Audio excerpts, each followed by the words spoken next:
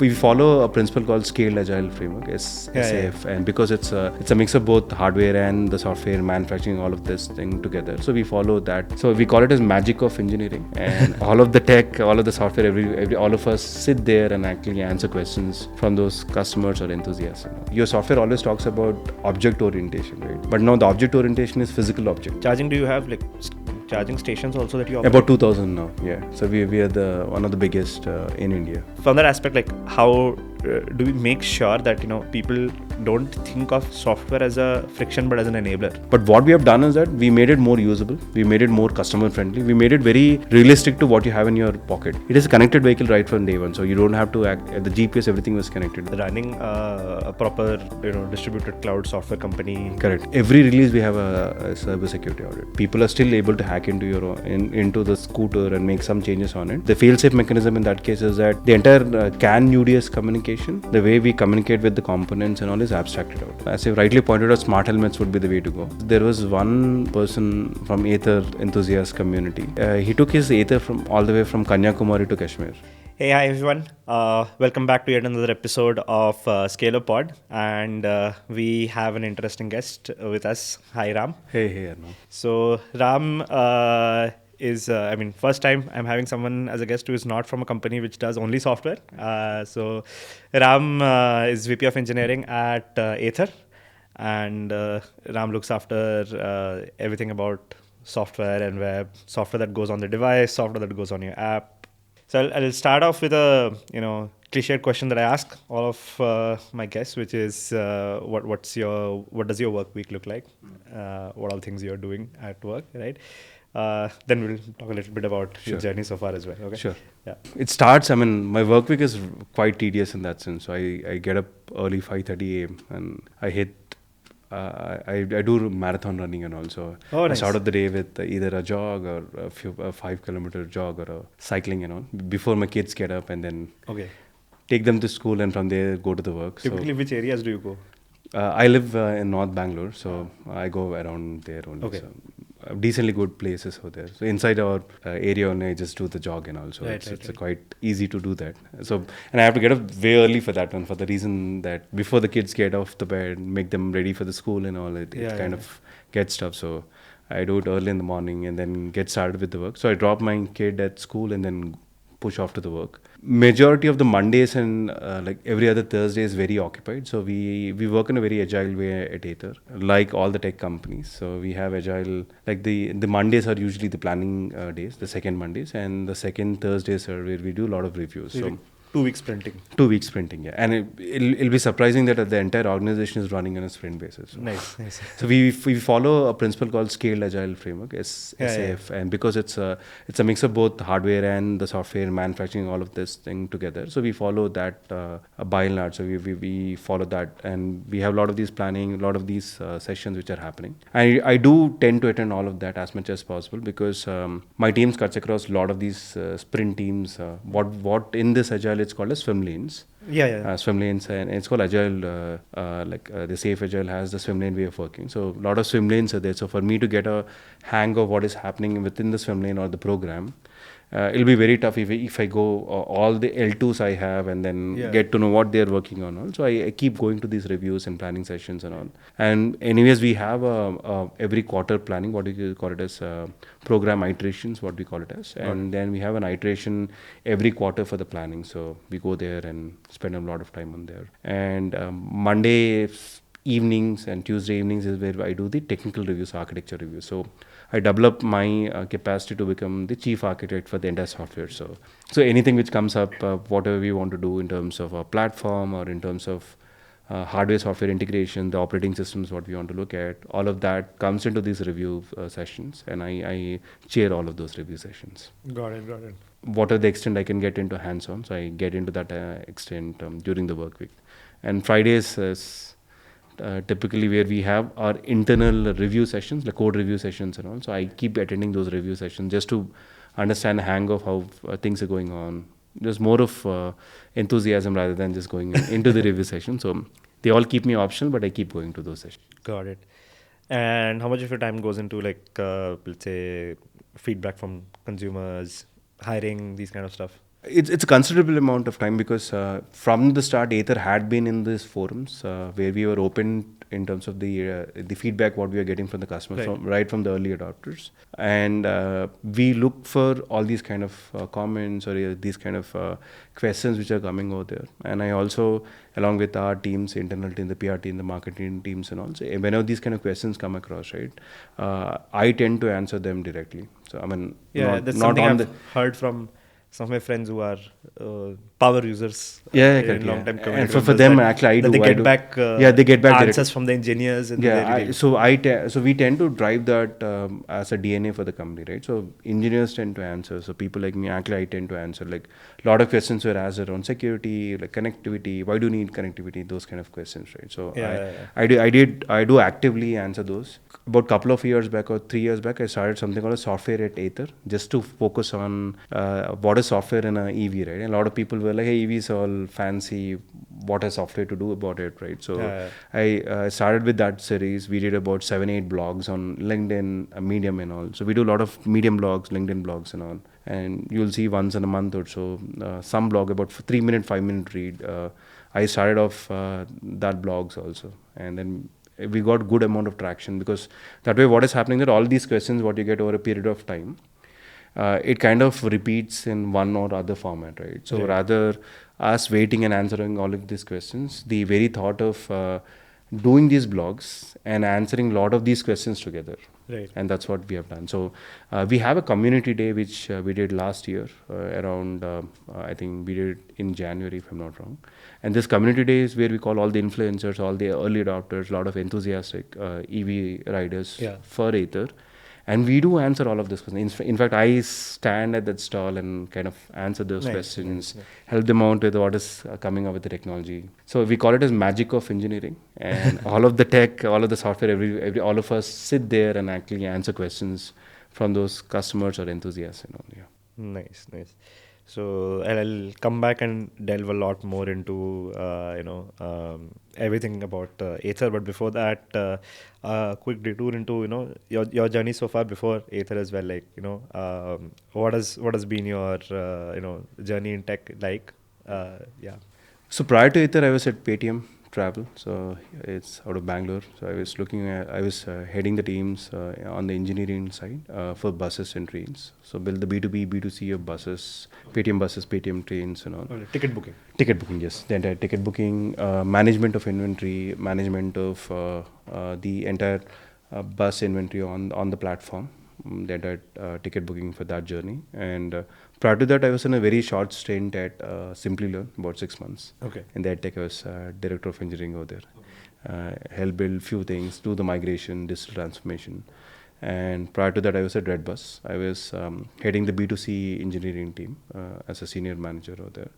And that's where we scaled up the entire platform, Redbus's platform, and we were able to go across geographies during my stint over there. So I was lucky. Oh, when like Southeast Asia and all was launched. Yeah. Just after Southeast Asia was just in, but we expanded into Americas, that is Peru, Colombia, and we also have gone into Bangladesh. We have tried Sri Lanka, and then we have got to Indonesia and all. So all of these happened during my stint. So I was heading the B2C team.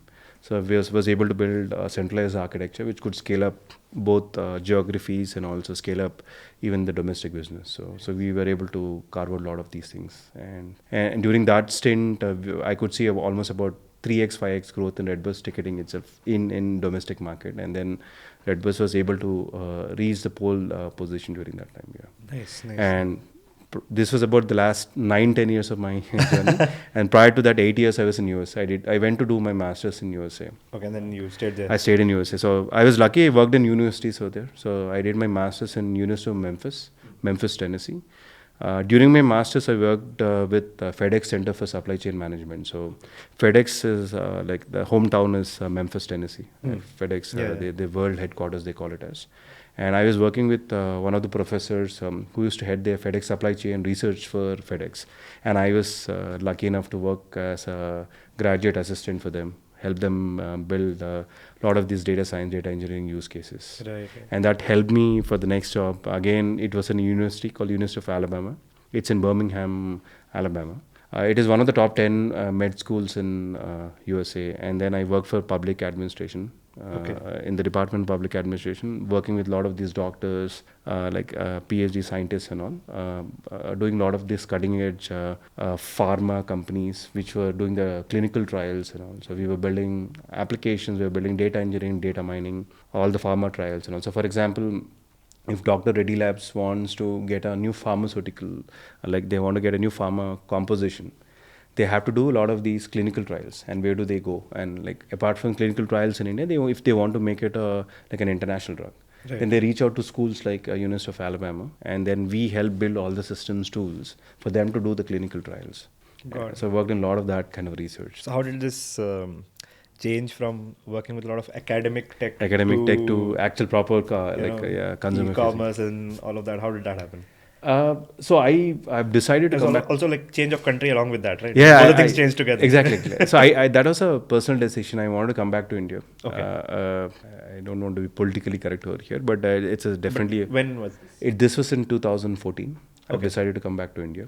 I wanted to stay in India and then focus on my own growth again. I had to rebuild everything from because I had a decently good job, would have easily got green card and all. I was working with these professors. I was also co-writing these papers. I was trying to do my own PhD over there in public administration. I wanted to double. Was it like because you wanted to come and join the Indian tech industry, or was it a personal thing?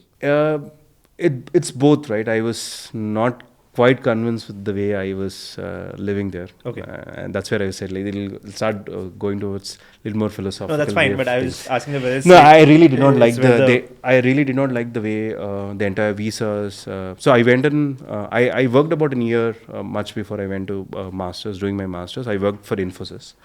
I worked here in Bangalore. This is in 2005, 2006. Right. I worked for a product called Finacle, which is a core banking solution. Finacle runs on all banks in India. So I worked on the enterprise side of it when I was here right off college.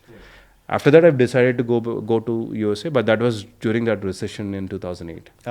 And from there until 2014, it was like kind of a very tough struggle for everyone who's there. People say... I mean, that's fair enough. I mean, because I have had a lot of guests who have been outside India for many years and come back. And I think I get a lot of different answers. Like sometimes it's because people wanted to be with family. Sometimes it's because they found some product in India and they suddenly got very excited about it. So like different answers, I think gives lots of different perspectives. Mine is reality, right? Yeah. For example, would you want to struggle that way and still continue the way you want to do it? It has become a lot of I really don't like monotonicity in my life, right. And that has become a lot of monotonous, right? Like 2008 to 2014, 6 years you're doing the same thing. You're mechanically tuned for it. So I that's not the way I look at things. I wanted to always have some freshness, good ideas. If it's okay to restart, I want to always restart. So coming to India was more of a restart because I had a very stable job there. I would have easily got green card. I would have published papers by now. Yeah. Would have at least tried into PhD and all. But again, I really did not like that way of doing things. So started, and I was lucky enough to get into Redbus. Yeah. And that kind of helped a lot. I really did not know about what is Redbus, to be honest. And what are startups also I did not really know when I came to India. So, but the last 10 years had been an amazing journey. So nice. And how about I would say second transition, which is like, I mean, something like Redbus and Paytm, it's like consumer digital scale kind of stuff, which is like e-commerce and I mean, that's a very different world from, let's say, building software for vehicles, right? It's I mean, closer to the hardware is one thing, and then the way people look at, like, let's say, an app to purchase something from versus an app which lets you control your scooter. Right, obviously, your perspective of software is also very different. So how was that transition like for you? One of the key factors I feel which helped me out is that I've been an auto enthusiast for forever, right? So I always like the cars or the vehicles, bikes and on. I also know a lot of things which work underneath. Being an engineer, I'm an electronics engineer, so I have a lot of these inclination towards understanding automotive, right? And that kind of helped me a lot in terms of getting in here. And it's not easy, as you rightly pointed out. It's two issues here, right? Your software always talks about object orientation, right? But now the object orientation is physical object. Yeah, it's just so that's where you kind of You can sort of model the objects the way you but want that's all, if it's that's all purely virtual, software. That's virtual, right? Yeah, And that doesn't have any effect on physical activity. And that's what I'm saying. Like when you're not working with physical objects, you can model the objects the way your mental model works. Yeah, but here, mental models, there are actual real objects. Infinite ways you can get in, right? But you can't go in infinite ways. It has to be very finite way, and it has to be done only that way, right? And that's where more of coming from engineering background helped me a lot. Coming from electrical engineering and understand the core engineering principles helped me quite a bit in terms of how does when I transition from a virtual world, which is your software, your object oriented, and you can go infinite ways and the way you define things, to only a finite ways of doing things. Even in the finite, the options are only one yes or a no. Like a lot of places where you take these decisions are binaries. Yeah. It's like a 1 or a 0. Yeah. Like, and then writing software for that one and ensuring and the kind of hardware limitations you would have. You can't run a 16 gig RAM, like a 16 core processor, which is very expensive, which comes on putting on a vehicle. Right? So you also have a lot of hardware limitations when you're putting this on the vehicle, right? So then you have to also understand what is hardware, how is hardware built, And what constitutes, how could you control this, the functioning of the hardware using software. So you go a lot deep into the tech. And I think like all the way from the supply chain of hardware also affects your software, right? A lot, yeah. A lot of things affect that, right? So I think my inclination towards understanding behind the scenes and also a lot of these enthusiasm about the cars or automotives in general helped me a lot to dig deep into it. Even prior to getting into Ather, I know a lot of these about the way engines work, the way technology is helping out, how microchips were introduced into the vehicles, and also a lot of this inclination was always there. And that kind of helped me out in figuring out things faster. Yeah. Nice. I'm sure there are people who join your team also go through similar transitions, because many times people are coming from everybody comes from a software background. They do have a lot of struggle, but the easy part is that if you are into it, right, if you understand a little bit about of core engineering principles, or understanding a little bit about hardware, the way things work and all, it kind of helps you out in getting things done. So, but it's not easy. Yeah. I'm sure like a lot of people probably just commute to office also using an Ather itself. So it's a everyday use product. I think that does help, I'm sure. Yeah. So that's one of the things which we do across Ather, just not in software, is that anybody who joins Ather, in the first 1 week, 2 weeks of their induction, we ensure that they visit our factory. They understand the entire factory, right from where the logistics are coming in, putting all the things into our, they're called lines of assembly, by the way. There are different workstations across. And we connected the entire workstation. We made a digital transformation there also in that sense. So we send every employee over there. They sit in the factory, go through 1 or 2 shifts, understand what is happening in the factory. Nice. Then they go to one of our experience centers and take a test ride. That's nice. I mean, there are a lot of times they're not building things disconnectedly, right? Yeah. So there are a lot of times where I have, in fact, when we were hiring for software and all, I've ensured that these people, we have booked their test rides. We ask them to go to experience centers, take the test ride, and then take the interviews with us. Okay. Because this is where things are very like I'm a software engineer in that sense, right? For longest amount of time, I'm not denying on whatever software engineers do, but we are very fixated in terms of interviews. We are very fixated, especially in India. I've seen that we are very fixated in terms of the way interviews are done. Fair. And then like very fine tuned. Okay, if I'm Java, I'll be asked this set of questions. I have to mug that up and go in there and all, right? So I wanted to break that ice also in a certain sense. And what we have done including our HR team, we call them as POPs, People Operations Planning and Strategy. We don't call them as HRs. And then we have asked candidates to go to our experience centers and started asking questions about that when they have come in here. So that kind of eased them out. They also understood, okay, this is where I'm coming into. There's a lot of learning. And if somebody is passionate about this, that shines through us. Exactly. Right? So we then those people who were able to connect were the ones who are shining right now in the company. And those people who just looked for another job couldn't get through, because the challenge is that when things get very, very challenging, like decisions of binaries, right? And like you can just miss it with a single line of code. So that is where things have become difficult, and then you can't really make it up. So no fault for them, but you have to get into the game. Fair enough. Yeah. I mean, there's a place. So I mean, before I go into like deeper into stuff, I want to just get an idea of the landscape of software at Ather, right? I mean, what all places software is getting used in that sense, because I mean, there's the app, there's the software This for the app, bikes yeah, itself. You're talking about like you're connected the assembly lines also. yeah, correct. Yeah. So I mean, That- where all is software getting used to? So we have about 44 sensors across the vehicle. The platform what you see today on the road is called 450 platform. It's a platform called 450. Okay. And it has about 44 sensors. And all of these sensors are connected via microcontrollers. And there's like an engine control unit, there's a battery management system. Right. All of this have hardware and then the software for it. So we procure the hardware and software. And these hardware software teams are a little different from the traditional software teams which I had. These are very particular to the manufacturer who gives the hardware in that sense, and we have very little space of doing some tweaks here and there and all. But we do spend a lot of time on battery management or motor control, so on and so forth. And that teams we call them as system intelligence softwares, and they're very vertically aligned in that sense. So even with your platform, is there like stuff coming from different suppliers also, right? Yes, exactly. So that's the reason they're vertically aligned.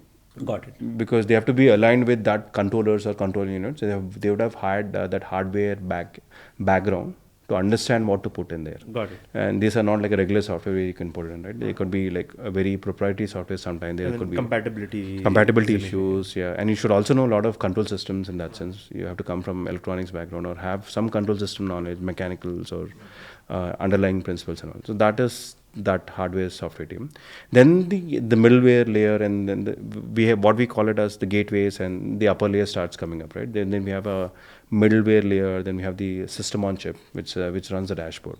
So the entire middleware layer which abstracts out the entire top layer, that is connectivity, network and all, what you see on the scooter, and the bottom which is all the components, your battery, your motor, your haptics, so on and so forth, all of that which stays underneath. This abstraction layer is again the team which I had. Yeah. So we abstracted all the messages which are going into the vehicle and coming from the vehicle. Got it. And then coming from the vehicle, all this data is now either shown on the dashboard, like you can see speed, you see state of charge, or how much charge you have, which mode you're going in, are the indicators on, side stand, and so on and so forth. And then the data also gets sent into the cloud. So the entire, this middleware layer, and then the entire application which run on the vehicle, and then the entire data platform. So the connectivity, what kind of connectivity we have, and then the data goes into the cloud. We have cloud engineers, we have data engineers, data scientists, application engineers, and also. Got it. And then Ather websites, all the websites, forums, what you see. Mobile app, we have both Ather app and Grid app, which is Ather app is your companion app, what we call it as. So when you own an Ather vehicle, you get the companion app. Grid app is for everybody else. And then on a parallel, on the charging infrastructure also, we have similar setup. We have abstraction layer, again, we have a charging, but it's very lesser profile than when you compare to the vehicle side of things. All of these teams are under me. Charging, do you have like charging stations also that you operate? About 2,000 now, yeah. So we are one of the biggest in India. Right. So I mean, those are also like always connected, right? I mean, it's always connected. It's always slots connected. Available or not, or something like that. Yes, we do a lot of that. We also we have built algorithms in terms of looking at the density of people getting in there, and we kind of give also predictions in terms of, for example, you're traveling from Bellandur to North Bangalore, or you want to go to airport from here, which is roughly around 50-60 kilometers, and you have only charge which can take you up to 45 kilometers. You can use that, what we call it as a trip planner, which can take you to the charging station which is available. You get in there, do a 10-15 minute charge, and reach your airport. So that kind of a lot of advanced analytics or advanced AI what we use, and we predict in terms of when does your charge go off, where can you go and charge, a lot of that, including the charging stations. Yeah. Got it. I mean, interesting. I just want to probably start with one question which I have been seeing a lot on social media and all, which is about so the software that goes on the bike itself, the device itself, right? A lot of people say that why can't we just have like a dumb EV which does not have all of these smarts, and like, I mean, there often have been posts, not just Ather or not just India in that sense, but sometimes somebody's like, my scooter's getting a software update, so that's why it's not starting out. Like, why can't we have a vehicle that just key it and start it and all of that, right? Probably this question is more philosophical in that sense, like, what's the way of looking at this this thing that, traditionally, like vehicles, people, I mean, even I see vehicles today, if you buy a vehicle in 2024, there's a lot of computer, connectivity, yeah, correct. there's Connectivity is CPU and built all of in, that yeah, stuff. exactly. Yeah. But still, like the way people look at it is that, I can just ignite and start, right? Like there's an engine, there is not a computer. That's exactly how people think of it. Now, as soon as it's an EV, it feels like a computer and it feels less like a, just spark plug and engine kind of a thing, right? From that aspect, like how do we make sure that, people don't think of software as a friction, but as an enabler to the vehicle, right? Yeah. It's not like, I mean, if the software does not work, then my hardware will also not work kind of a thing. Yeah. So, how do you look at that from the OS side? Yeah. So, if you just look at traditionally how we are a two-wheeler nation, right? Like most of the Asian countries are two-wheeler heavy, right? So we are one of the biggest two-wheeler usage in nation, right? The way the vehicles, two-wheelers have been built, or the way the products have been put out in the market, had to do a lot of this. That was the significance of why people were not accepting software in that sense, right? Because the way the vehicles are coming, or the products were coming up, I'm talking about 20 plus years back, about 96 to 2005 and all. The kind of products what you used to get, the kind of usability what we used to have, is that our nation was going through the transition of, okay, now everybody requires a two-wheeler, and that's become your primary commute, right? Yeah. And we were still, until 2010 or so, we are still primary commute purposes is what we are looking at. So I think probably in the last 1.5 decades, where things started changing. Like right. You also started seeing luxury brands coming into the country. A lot of people have become weekend riders. Then ride gangs are coming in, right? And then your ride up into Himalayas, your Leh Ladakh riding and all that. And that has started picking up in the last 10 years. Had really gone big, right? When this started happening, people started looking at connectivity as a base for all these two-wheelers now. Now now the connectivity started getting into the picture of, okay, can I be connected? Can I get more information about my own vehicle? Get information on how things work inside the vehicle and all. A lot of these kicked into connectivity at certain sense, right? But still, if you go to an average, if you go to somebody who doesn't have a lot of technology inclination, for them it's just keying on going. Yeah. So the challenge is that now you have to make software believable. So that is the challenge. It's not the challenge of software not being there. The microchips, as I was saying, microchips were always there. Yeah, I mean these days the valves, what you see, right? The way the cars also that had been there more than 20-30 years now, by the way. And variable valve transmission, VVTI, it's called. It actually works on these control units and all, right? So these are like if you buy a automatic car, even the exactly. IC ones, you change like from drive mode to sports mode, like it changes lots of control systems. Exactly. But at least like the feeling is that somebody I start and the engine is running. Exactly. So somewhere you have to start making the software believable. Somewhere you have to build a customer's trust into it. Build a capable enough software which is usable, right? And that is the basic constructs of our software journey in that sense, right? We were not trying to put in software there, software products into the picture and say, hey, this is what you get. Look at what are your basic needs when you're riding a scooter or a bike, or in this case, a two-wheeler. And then can I make those basic needs happen? Basic needs in terms of when you're riding is like, if I want to go from A to B, how do I go? Which is the fastest route I can get in. Right. And that's where the navigation started coming into the picture. Then you look at if I'm riding my two-wheeler and I have a phone call which is coming, can I accept, reject it? And I'm playing some music, or I can toggle between the music. Can I look at basic things like that, right? And then slowly the usability started coming. Okay, people started feeling that, okay, if I'm riding my scooter, I have good navigation which shows me the directions. Then I don't have to take my phone off.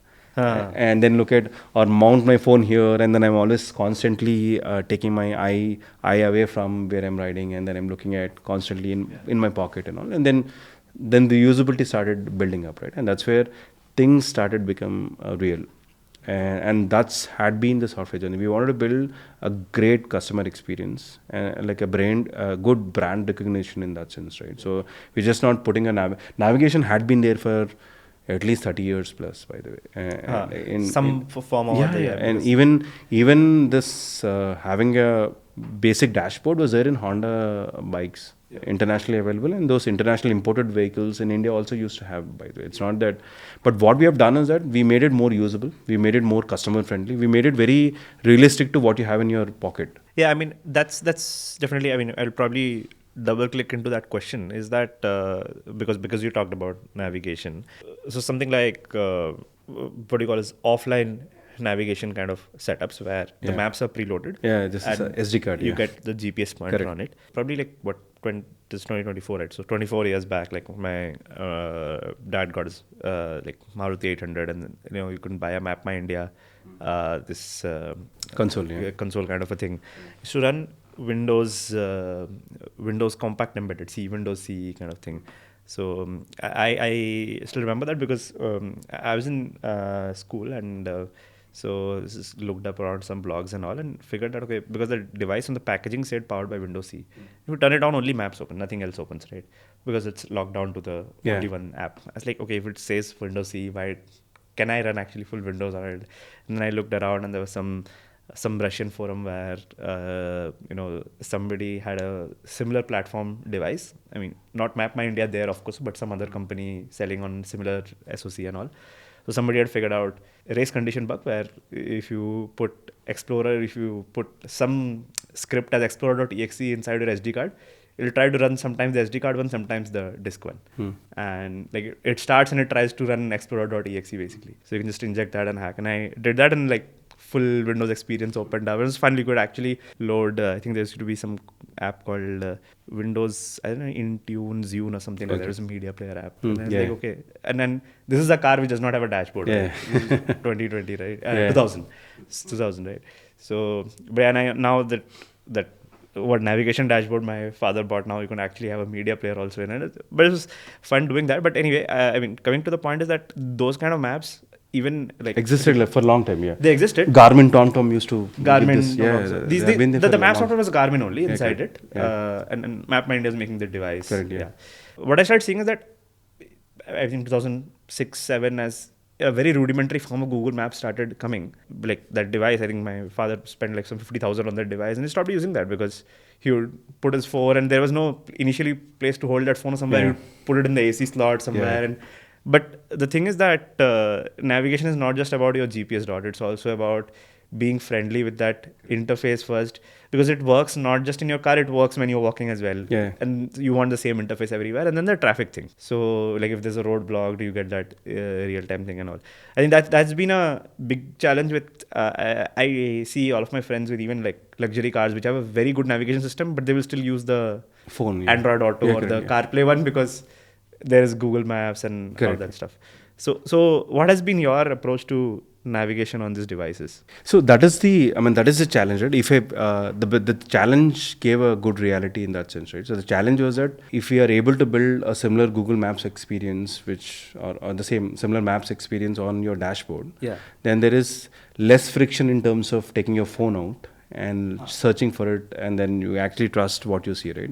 And that is the trust what we started building in the product. So we made our navigation, if you see our navigation journey initially was just loading the maps. It is a connected vehicle right from day one, so you don't have to the GPS, everything was connected. We have an eSIM which connects to then the navigation is actually real navigation which happens, right? So that way it was giving all the route information, giving all the trips we were able to plan. Then we slowly started building the entire navigation as a journey, right? We built something like on the Ather app, you can go and use something, you can search for a location where you want to go, and you can send to the scooter. Right. The moment you go to scooter, it just pops up there to navigate. So that way we reduce the friction of, okay, should I go to the two-wheeler, then I go and search for it, and then I put it, a lot of hassle, right?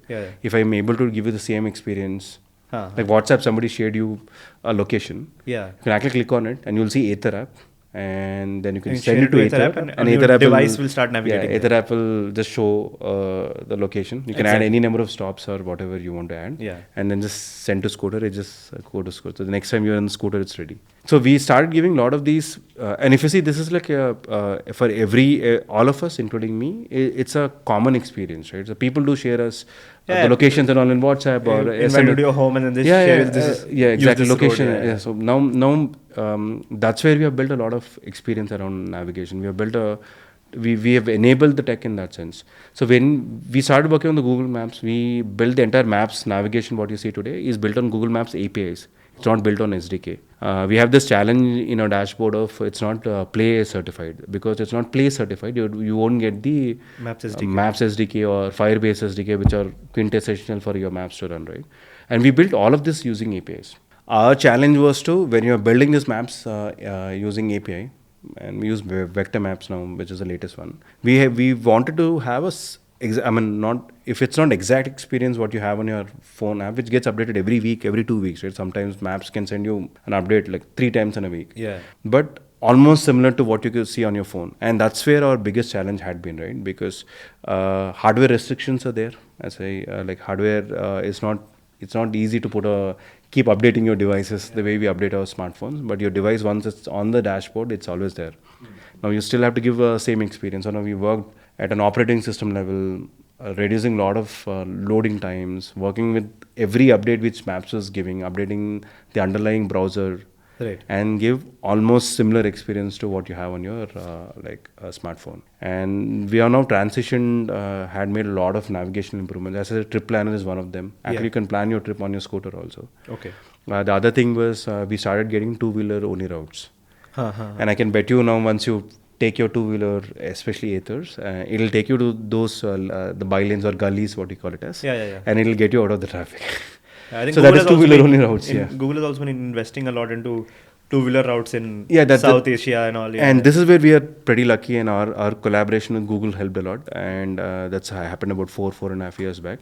We worked extensively with Google Maps team to ask us to give us two-wheeler only routes. Got it. And started asking them. And we also now added the real-time traffic update. So you actually see the traffic update the way you see on your phone. The red lines, the dark red lines. You get like alternate route or all of that stuff? Alternate route is something we were still working on. Okay. The challenge is that now again, the way Google Maps works is that on your phone, it already trains about your patterns of Correct. Way you go on those things, right? There's a lot of data which is being there. Now you have to have a regulation on. I can't match your pattern on the scooter, right? Because I can't match your personal profile on the scooter. Oh, because this is not connected to your Google account. And because again, your device is not certified. Google that's something maybe you guys can work with Google and see. We have been working. It's not easy because the mobile devices go through something called as EDLA, Enterprise Device License Agreement, right? So, and all the big OEMs and mobile industry go through EDLA, which will pass through about 250, 60 some. They have the test suites and all, right? We will not qualify. So we can't have a center button, because you can't have a dashboard and have a center button like the phones have, right? Like I have front camera, back camera, you can't have infrared sensors, you can't have temperature sensors. Which will add a lot of cost into the vehicle, right? So there are a lot of challenges like that. And it's just that industry now evolving a lot. We see a lot of SoC OEMs like MediaTek, Qualcomm coming into the picture and helping us out with specific SoCs built for automotive. There's that Android Automotive program, right? Where Android Auto is only for 4-wheelers and above. Yeah. And now they are carving out something for Android Auto 2-wheelers. And once it comes out, then it kind of eases out a lot of these things. But again, the challenge is that whether you want to have a singular looking dashboard, Android Auto again will qualify more of, for example, again Android Auto. Not auto, but it's that automotive OS thing, right? Automotive is the same thing. Automotive OS is. Everything is called as Android Auto now, by the way. So Android Auto is singular now. Automotive OS used to run separately. Now it's part of Android Auto. Auto certified would just mean that you let the Android Auto renderer run on your dashboard. Automotive OS means like you actually are built that is all clubbed. That's all clubbed now. No, it's called Android Auto. The challenge is that Android Auto is again singular monotonous, right? And then you for an EV, the bigger Android Auto works a lot very good in terms of your cars 4-wheelers, right? Because you have two different screens. One is your MID screen, which you see for your basic information, right? Information displays right in front of your eyes. Android Auto does not run on Android Auto is an infotainment screen. On the infotainment yes, exactly. So your distraction from that screen is quite evident. It's more of a secondary it's view. designed as a companion view rather than the primary. Exactly, it's companion view or primary view. Now, once you come into a two-wheeler, it's your primary view, it's your companion view. And you only have a certain segment in the screen where you can see what you want to see. Apart from your basic things like what is the speed in which you're going, what is the mode in which you're riding, what is the charge, what is your trip duration and all, right? And then there's small navigation which can come. And you also have to show all the alerts which are mandatory, like your side stand is on or your motor is off, like you have to turn on off the motor and all, right? All of these you have to still show there. Yeah. So with that, space constraints are always there. So Android Auto would ease out in kind of getting the certificates and all easier, but even during if you are adapting into Android Auto, you'll still have a lot of customizations to be done. Got it. That's interesting. The other thing you were talking about was that I just had all those devices connect to the cloud and you're managing that, and that's also something I would be interested in knowing a little bit about. So what sort of data you're collecting from those devices, and in what ways does it help you sort of give people a better experience on the devices? So all the sensors, as I said, right, all the sensors have different data which give. Like for example, battery gives a lot of battery management system, gives you cells, voltages, so on and so forth. Your motor, a lot of these data goes onto the cloud. Your navigation, your navigational points, so on and so forth. So we have a lot of this data which is getting collected from all these sensors. Helps send this data to the cloud. If you look at the use cases, right? One of the things what we have started, that's where we have benchmarked ourselves. We are probably the first one to build that platform in India, and obviously a lot of people have started adapting kind of what we've done as a platform. Right? Our platform included navigational data, included a lot of these ride statistics. It means that how did you go about the ride? And then a lot of deeper insights into the ride. Then your charging insights. Previously we used to send a charging report every month. Monthly we used to send like a monthly report to the user, customers, and saying, hey, this is how you charge, and this is your ride story. How did you ride? What kind of rider you are? What kind of profile you are into? Now we brought all that experience from a disconnected email kind of a thing to a more connected app. If you go to Ather app, you'll see all of that. Like a Spotify wrapped for your Correct, exactly. So we need a lot of these data points which go into the cloud, right? So all of this data gets into the cloud. Apart from this data which is consumer facing, there's also a lot of data which helps give you better drivability, right? Like for example, if you're driving or if the side stand is on and then your motor is off and you're trying to turn it on, those things. Or if you want to go in reverse direction, then and that data also has to be sent. Like there's on the dashboard, there's a reverse mode, and then the controller should know and the motor should go in the reverse mode, right? These kind of things are also controlled by the data. So all of these data points get collected. And about 20-30% of the use cases are within the vehicle, 30-40% up to making these decisions. So one of the decisions is that auto indicator off, by the way. So if you're taking a scooter and then you put a left indicator on, take the left turn, and after the turn, actually the indicator turns off after some time by itself. Or people, you tend to see people turning on the indicator, leaving it like that, right? And it's like, so those kind of decision making also this data helps out in. And majority of the times, the ride statistics, your navigation experience, you're looking at your charging experience and planning your trip, all of this is based on the data. There's also key things like serviceability, right? For example, if you're getting any alerts, something is not working the way it was supposed to work, or maintainability in that sense, all those alerts also do show up on your dashboard. That data also goes to the cloud. That data further goes to the service centers or a customer service, which will call you at the moment you call them, saying that, hey, I saw some error on. But they would know. They actually know about what is happening, and they could. So when the customer calls and the customer support or whoever is there on the service side helps them out, they both are actually connected to the same data, and they're able to see from both sides of the data, and that's why it eases out in helping them out. And a lot of these troubleshooting also helps them out in a lot of these things. And predictive maintainability.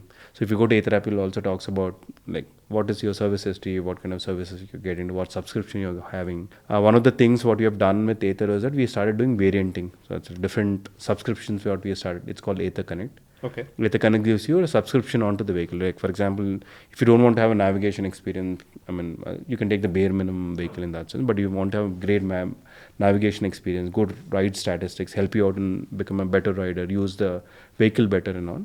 you can subscribe to those Ather Connect services. All those services are also done via this data, the cloud. From the cloud, we give those features. So a lot of feature management happens using this data. Got it. And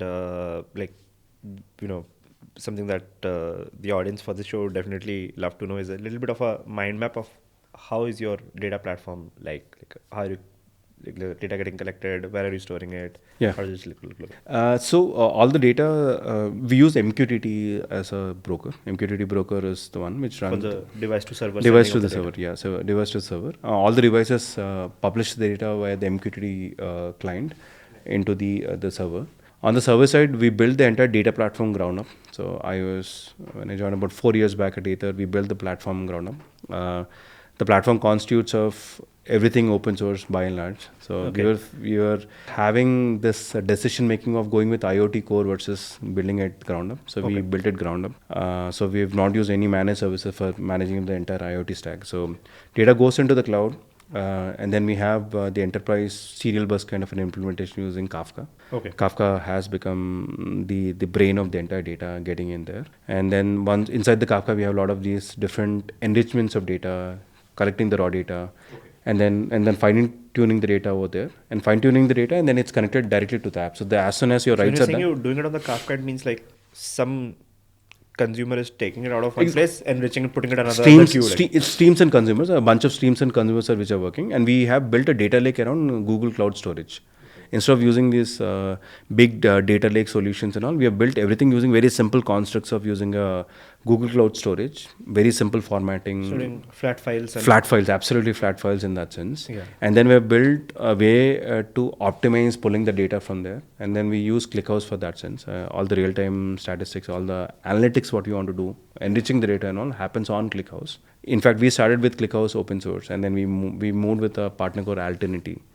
And we are using their managed services in that sense. But at a scale, when we started off with open source kind of things. So we use ClickHouse to a large extent. We use Spark for the batch jobs and all of that. Got it. All the real-time data now gets published into a Firebase database, and that is connected to your app, further connected to your app.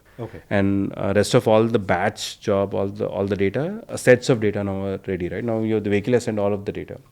Now you can look at what can be the serviceability of it.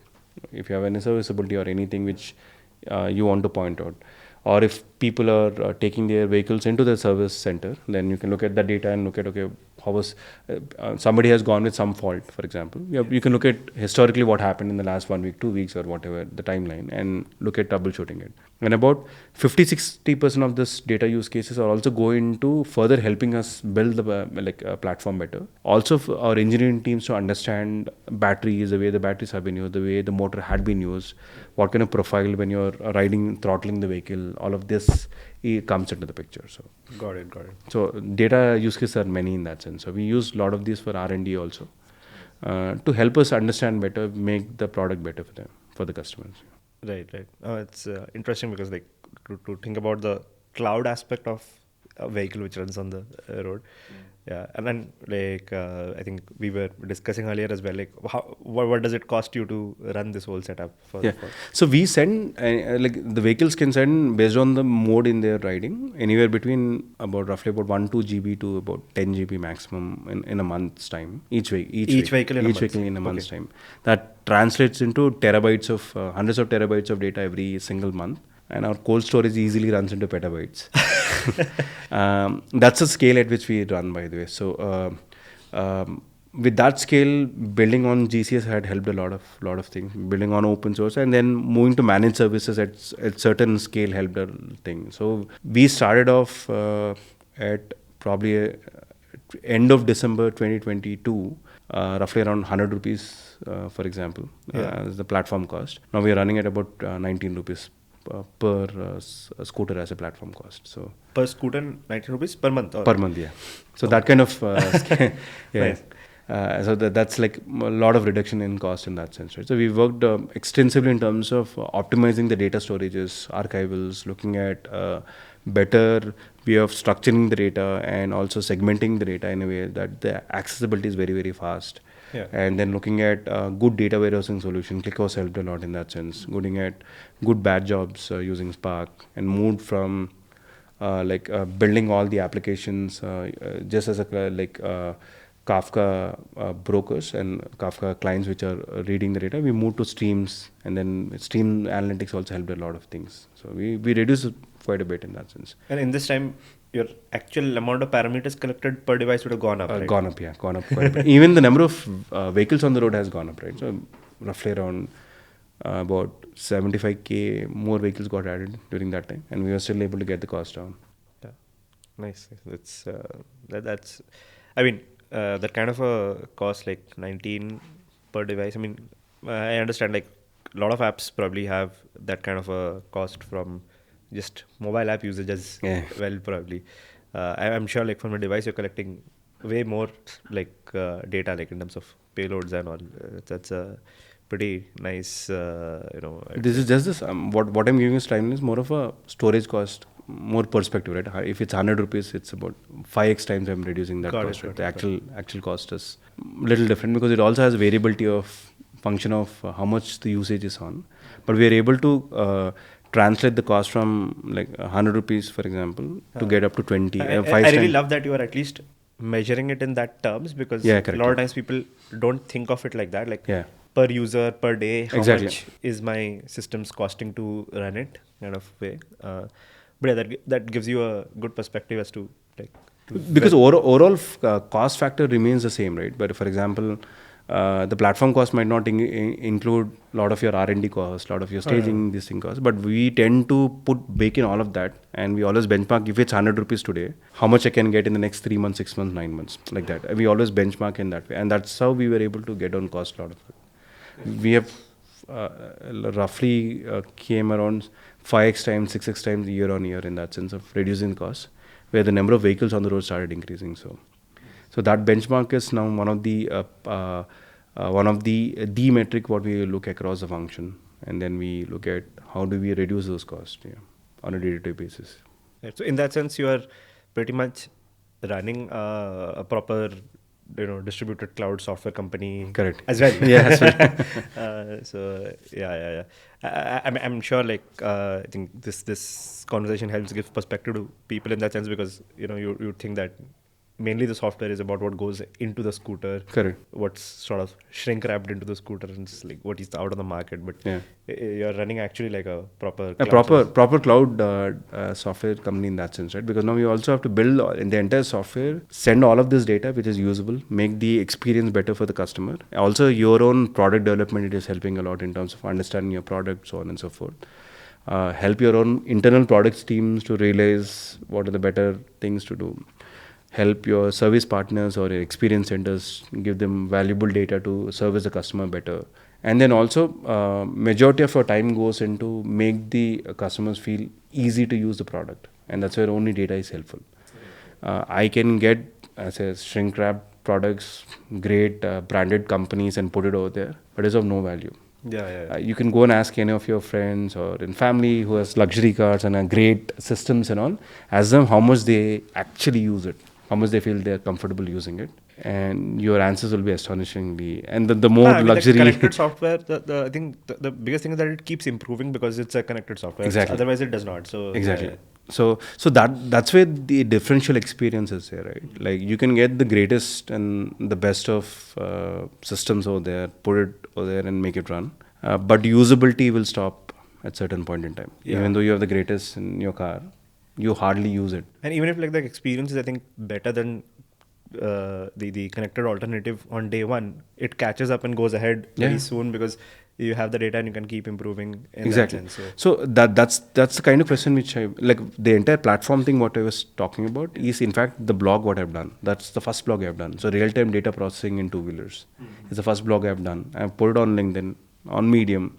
People started questioning, saying, why do you have to collect the data from us and all, right? So it's a good question. I'm not saying that, I'm not denying it's not a bad question. I mean, we are also collecting data, people will ask that question. That's a fair question. So, but we are only connecting that part of the data which is useful for those products features to use. The moment they're not subscribing for that, we're not even using the data. But there are also few things which are important from a customer standpoint, right? For example, like you're running out of charge, and you would want to know where you want to go so that you can get the charging done, right?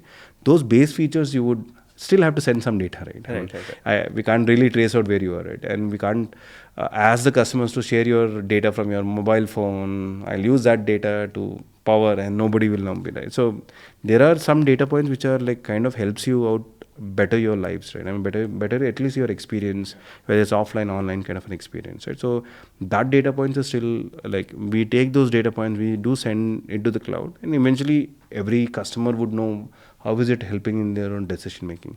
Right. And on obviously like a small side question on security and privacy on that side, like I mean, people definitely would have the concern like I mean, Google gets to know wherever I go. I mean, that's sort of like a given now, and people are kind of accepted that.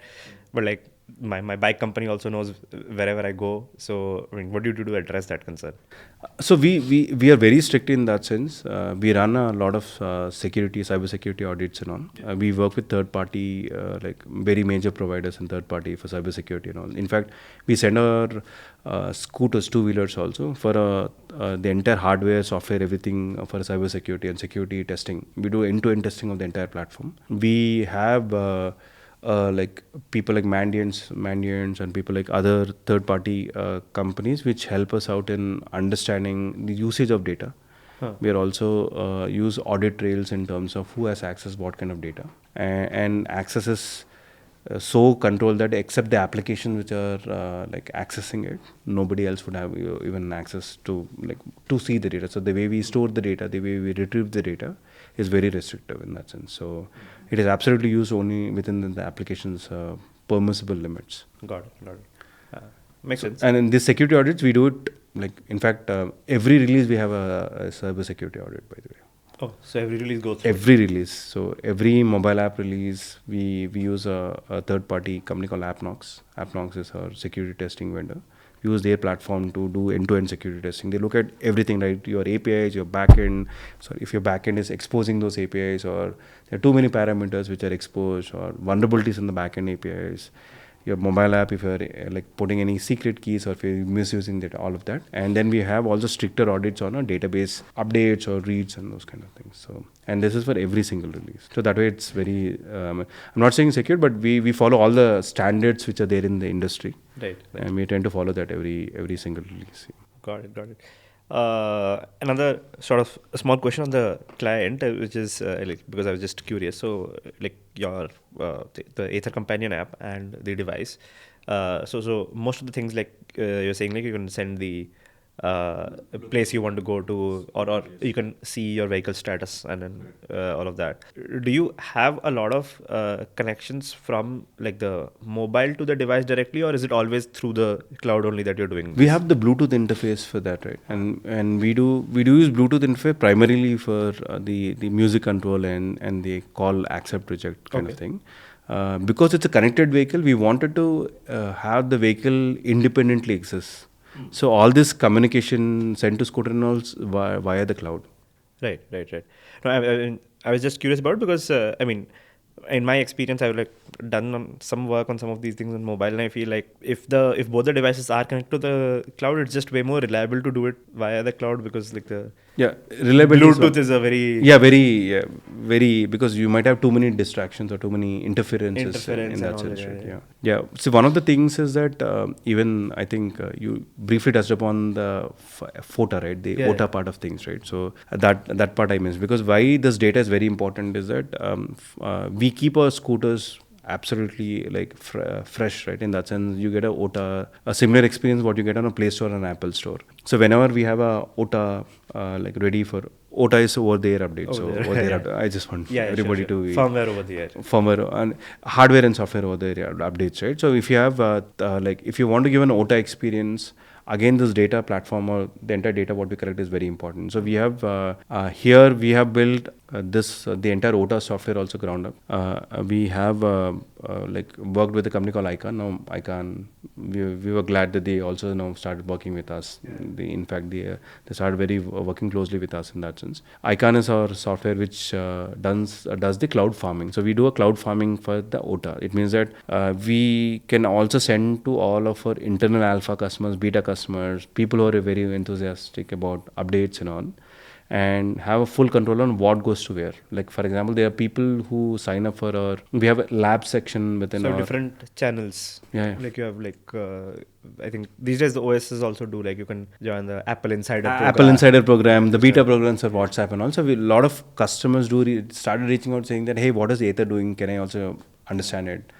And then a lot of features started coming up in that sense, right? So the OTA takes care of all of that. One of the challenges is that if you see in the previous way of working, right, or the automotive way of working is that you had to take it to a service center. For example, if you had any issues on the software or glitches on the infotainment, they can only reset they it. can only reset it, flash they it can and all flash it and all, right? Flashing is a very tedious process, right? And that's it. We were the first people to have full OTA on the scooters, and we used to do all of that remotely. Now we have upped the game in that sense. Now we are also doing a lot of this feature management. For example, what you subscribe, what kind of features you would want to see on the scooter, all of that is also managed via this OTA.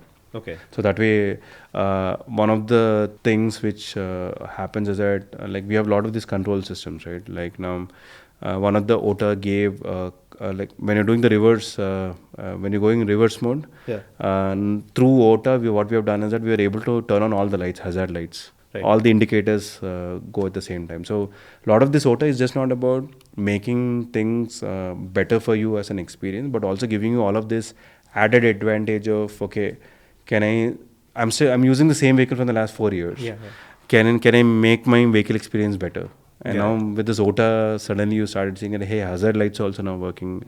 On hard braking, all the lights get turned on. Then we also looked at, there were times where the theft and tow happens, right? Towing happens and you're not aware of it. So and then like we park on the road and then somebody starts towing it, right? And majority of the time when you go there, your vehicle is not there, two-wheeler is not there, right? And they lift it up and go off. If you see how connected platform or the entire thing helped was that the theft and tow, you get actually an alert from the scooter. Okay. Scooter sends that data, and on an app you get saying that your vehicle is moving. And the moment you open the Ather app, you can actually, on the home screen, you'll see a map where your scooter is. Okay. So you don't have to even worry about which police station they have taken, right? Because obviously it's coming because of that thing. And this entire thing, we are able to do it via OTA. And they're like, for example, there's a hard fall. People sit on the two-wheeler falls down, right? And we have seen people just leaving it there and going off. And then and a lot of customers started complaining, saying, hey, people are sitting on it, abusing the vehicle, they're stowing on it, and so when I go there, it just falls down, right? Now through OTA, we are able to get to turn on that sound, the hazard sound, and lights on. Okay. And that happened over a period of time. It's not like it was right off the back, it was ready. But when we were ready, understand, because it could be false alarms also, right? I mean, people are just sitting and moving it around. So we had to look at, if you move the vehicle when it's in lock position, it actually turns on the hazard light, starts making those sounds and all. All of this happened via the OTA. Yeah. A question about OTA though is like, as a consumer, what sort of is I mean, at least personally, I feel, one thing vary about something, an OT update which just changes just the software layer, okay, but if it can also change like the control systems or like something which controls very directly the hardware, which I will actually be riding, how do you ensure, like, I mean, say a corrupt OT does not happen, or I can roll back or something like that, or like if you know, what if, I mean, I'm just probably, pulling something out of my hat, but if the OTA update changes the way I accelerate, and that sort of makes me uncomfortable or something like that. I mean, those kind of concerns could also be there, right? If the OTA changes the driving dynamics of the device itself. So we don't tend to do that, by the way. So like that's where we stop the compatibility of any of these control systems, right? So for example, any of this major functioning of the vehicle, we don't tend to give an OTA update and make them change the way they function. Okay. The functioning is not even touched. Okay. But on contrary to that, the experience part of it, things can change, right? For example, the way my lights glow when I put on reverse mode can become a little more fancier. Right. Yeah. Like my sound alarm can be a little more louder, or my sound alarm can be different for different usages, right? Those things have, I mean, still there are control system, there are sensors which will work on it. But if you see that, it's more on the experience side of things. Like if I turn on my indicators, it'll auto off. That's a great feature to have, right? I don't have to worry about if I turn on and keep it on, and it always shows left while I'm going straight, right? So those kind of things. So we restrict it to only up to the experience part of things, which are very simple things like the lights, the sound, basic things through the OTA. But just look at the OTA strategy as such. The way OTA happens as I said, everything is connected. Again, we use cloud farming kind of a concepts, which is readily available in farming and all that, like a very widely accepted thing in IoT cloud. Each of this, we have a digital twin on the cloud. The digital twin actually knows what it's updating on. Okay. And when the update goes on, it looks at what all stages of update has happened. Okay. And if any of these stages fail, it has a way to roll it back. So that way, like even if it goes into like a mode where it is not able to update further because of some reason, we have a rollback strategy from the cloud also. So cloud can go and say override it, saying that hey, you're not able to complete the update, just roll it back all the way through. So that way, none of these vehicles are stuck in OTA for a longer amount of time. Right. And we also give this information to the customers when they're doing it. So we actually show all of that on the dashboard when the OTA update is happening. So it's not going to ever happen that you want to take the bike out in the morning and then software updating and you can't drive it or something like that. No, not happens for two reasons. One is that we also look at the pattern in which you charge, right, or the pattern you. So for good part is that unlike your ICE vehicles where you turn off engine, everything shuts off. Yeah. Electric vehicles, there's nothing like a shut off, right? There are things which are... The battery is there. Battery is always there. Battery knows whether it's in a sleep state. I mean, like the phones, right? Phone knows you when you're in sleep state, right? Similarly, sleep states and all, that's where typically battery tells or your core intelligence in the vehicles tells about the dashboard in this case. Dashboard knows about, okay, this is where I'm in sleep state. Now is the right time for me to do the installation. And it schedules during that time. So that's where it talks to the digital twin on the cloud, and the digital twin then starts scheduling the OTAs. And then OTAs are actually interferable. It means that you can interfere with the OTA as a customer. You can stop the update happening. I mean, it means that you can they'll ask you, can you want to proceed with OTA? You can say no. Even if it starts updating, I can still stop it and take the vehicle or something? Yeah. It will give you instructions in terms of where you can stop. Okay. Yeah. Makes sense. And OTA update is major part of the OTA is actually downloading the package and getting the package ready. Once the package is ready, the OTA should be very, very fast. The flashing part itself would be fast. There's no flashing, by the way. It's just like the way Play Store works, by the way. So all the apps gets updated behind the scenes. You just have to wait one app gets updated. Got it. To keep things safe, we actually ask the customers to turn off the key. So we give them few actions saying that, hey, you are doing the OTA now. Yeah, okay. Finish the OTA. Or you have always a choice of, do you want to install the OTA? You can always leave it like that. You get up in the morning and you say, oh, the OTA installation ready to install. You can bypass it, say, I'll schedule it later. That way it's a lot of control in terms of customers, the way they want to do the OTA. Nice. One of the things that does fascinate me about like over-the-air updates for vehicles is that I think I remember like that whole Tesla launched, I think their some ludicrous mode package, and it was an over-the-air update, and you could just update to it, and your car went from, I think, like, some 2.4 second acceleration to 2 second acceleration for like 0 to 100, which from a very traditional vehicle sense, you'd think like it changes literally the specs of my car, right? It's not actually like you're not refitting your engine, but it's just that the control systems govern a lot how your engine sort of runs. So you guys do stuff like that as well, like, bringing about like literally things which would change how the vehicle. So our recent launches is called Apex, which is our most highly performant scooter, 450 Apex, which is also our anniversary edition, 10th anniversary edition. We launched in January. Okay.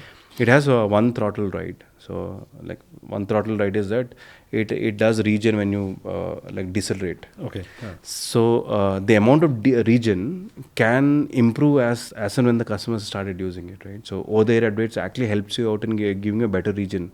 It means that you can give better, the tractability of the motor can also be increased over a period of time, and so that the batteries get charged very well, and you also reduce the speed at a decently good rate, right? So the way you accelerate, the way you decelerate, all of that also can improve via an OTA. So if you have that hardware capability, the OTA can help you out always in terms of giving better drivability in that sense. So you're not, if you see in this case, you're not tweaking with anything in the hardware or anything in the physics of the vehicle, right? But if you look at it, is giving you better experience in that sense. So if you're throttling. I saw one of your OTA updates, you had hill hold assist. Hill hold assist was one of them, yes, exactly. So because our vehicle was capable to do hill hold, now we had to do an OTA update to upgrade all those vehicles which are capable of it. Physically, it is capable. Physically, it's capable, but we had to do a lot of this. The control system it shipped with did not have it. Now you updated it. No, control systems had the capability, but it took us time to get it consumer facing ready. So even the OTA, what I'm saying about I can improve the region and all, we wait until we also have to wait up to it gets up to that, like ready for a consumer experience kind of open. Auto hold also went into that direction, right? So we have to have how much it works,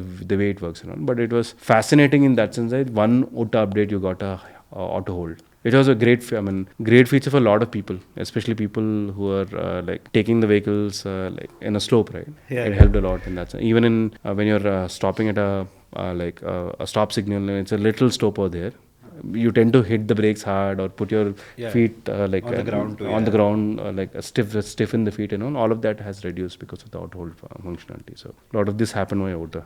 So I'll probably take this point and segue into definitely a hard question for any connected software vehicle that people do ask, and I have to ask, which is about the hackability and security aspect of it. There was this whole famous video of the Jeep. Jeep. Right? The scientists were able to get a hack. On a highway, they were able to get to it, and they used the parking mode to actually start driving the car. Right? I mean, it's fair enough that anybody who understands that there is a lot of the vehicle control that you can sort of do via the software, and the software is connected by the internet. If you just the dumb connection to the dots is like, then how about if somebody hacks into it? And more than I think vehicle security, it's like your physical security, which is like can somebody just make me fall or something like that? So what's your like overall approach to this thing? Like, how do you? One of the things what we do for the vehicle level testing is we do send our scooters to a third party company which does the entire breakdown, like advisable hacking into it, and they kind of tell us all the vulnerabilities which are there in the platform. It could be component level, because a lot of these initially we spoke about all of these components from different vendors, different sources and all, right? So there are highly likely chances that all of them, when you put all of them together, there could be vulnerabilities. There's a way you can get into it. So and sometimes like those components could be more itself commodity one. So yes, commodity. Once somebody finds a vulnerability in one place, yes, everybody gets it, right? So that's where we send it to this third party company, where they do the component level vulnerability testing. They do the entire middleware testing and all. Every year we do it with them very rigorously in that sense. And also, I said, we work with this AppNox kind of platforms to help us out in mobile testing, because at the end of the day, the device is a mobile device, right? And kind of run the security testing on that. But even though if you have all these controls, if people are still able to hack into into this the scooter and make some changes on it, the fail-safe mechanism in that case is that the entire CAN UDS communication, the way we communicate with the components and all is abstracted out. So that way, even if you start sending signals or messages which potentially could override your components and all, and those messages might not be real. Oh, so you have a protocol, and then if some data is trying to even inside bypass that protocol, even inside that protocol, somebody will have to 100% spoof that protocol as well. No, for that you have to know the entire code base. That's what I'm saying. Exactly. Spoof the entire code base. Yeah, it is very tough, right? Because even once you get in and when you start sending the data or sniffing the data into it, the moment you start sniffing into the data, we also have clients which are like all this like security clients which kind of send all the security vulnerability logs data to us. So if you're sniffing, we'll immediately catch it. So you have for you to understand the CAN UDS format and the way you have to send the data in and out, you have to start sniffing the data. The moment you start sniffing the data, there's a way we can understand you started sniffing the data. So that way we have some fail-safe mechanisms in that sense, but it is very challenging. It keeps on changing. The kind of vulnerabilities also change because there are commodity marketized products and all. We keep hearing out. We also have an in-house cybersecurity expert. He worked for internet companies like Act and all, so ISPs and also they for them it's real, by the way. So with that kind of experience, we tend to be open in terms of working with partners, working with our own in-house team, understanding the vulnerabilities. And if a vulnerability happens, then the good part is that we try to fix it, send it for security validations and all. Once that is there, then via OTAs and all, we try to solve it. Got it. Nice. Another aspect, probably a very different thing, wanted to chat about that as well, which is like user relations and community. And I think that I've been a big fan of how Ather does that, because I've had a lot of friends who have been like, I think people on the ground knew about Ather in that sense, like ever seen a hoarding or ever seen the logo or something. I had friends who were like, I'm on this forum and they're beta testing a bike, and I'm on the wish list and I'll be the first 100 people who will get it and all of that. So how do you also leverage this? I'm sure I've seen your forums. It's probably one of the most vibrant, vehicle forums I've ever seen. Forums, Yeah. They give a lot of super feedback, enthusiastic very, people very, out there, and we were talking in the beginning as well. Like I have seen a bunch of people from your team also reply to those things. How do you leverage that to build a better product as well? So that is the feedback which helped Ather build the product, right? That's where the differentiating product we have built. The very fact, if you go back, why forum started before the product had been testing is that it's a market which nobody knew. Right. The platform we were the first people to get it out, test it out, and get it drive the entire concept of make in India in that sense, right? So we made the entire product ground up in India. About 90% of our entire the way the logistics or the different parts come in, everything is make in India, right? So when we were making it, we wanted to have everybody involved in it, and that's where the forum started off with. The entire product development had the forum with us. The test rides were done to those first 100 customers, and they actually did the test rides, and they said when you are giving your vehicle, but it took time for us to get the first product out. I think 2018 is when we showcased, and 2019 we started doing deliveries, right? So forums had been quintessential for Ather. Even today, including our founders Swapnil and Tarun, all of us are active in terms of getting the feedback on the forum. We also have a somebody by name Abhishek. He's a good friend of mine. Good friend of yours. He's super active on the forums. He manages the entire forum relationship. So there are a lot of. So we take all that. We don't call it as criticizing us, but we actually take it more of a constructive feedback from there. Since there were a lot of good insights which we got. People were able to tell us a lot of good things. People also talk about their likes and dislikes about it. So that gives a lot of information firsthand in terms of how is the product doing much before it goes into the more of the market, right? And there's a lot of user voice. Voice of customer. Now, if you see a lot of tech companies or all product-based companies spend a lot of cost in voice of getting the voice of customer, right? And the customer acquisition costs are also going high in that sense. And having an open forum in this way helped us a lot. We do get people post on X, post on Instagrams and all, and we have good memers who meme on Ather memes. One of the things which we have. Now that you have actual devices out on the streets, I'm sure that's a stage where everybody has a community, but I think it's very commendable, and I really loved that you were able to build a community like that before the devices were out in the market, and that's difficult to do for sure, especially with a market that did not exist. Market did not exist. So when Abhishek actually was moving to Ather, and he's been like a career community person, like the tech community in Bangalore and all. So when I was moving, I was even surprised that there is no scooter yet, and he's like, but there are a lot of people excited about it. So we kept it going, right, in that sense. And if you see the way we are going about it is that every launch you'll be we were shocked. So we have launched late last year model called 450S with a 18 segment display. So usually you see 7 segment displays, right? The numbers will come in 7 segments, all the numbers and all. What you see in all the eyes which is there on the digital cluster, what they call it as, it's a 7 segment. We came up with an 18 segments, not 7, just 7, not 7. We came up with the 18 segments, okay. And that had a great experience for maps. Maps was we were showing map navigation on that 18 segments, saying for a round turn you want to go and all that. The enthusiasts, the day we showed this 18 segment display, they said, hey, when are you giving this auto on my existing cluster? and that kind of feedback is unreal. I mean, that's like reality of the product what you have built.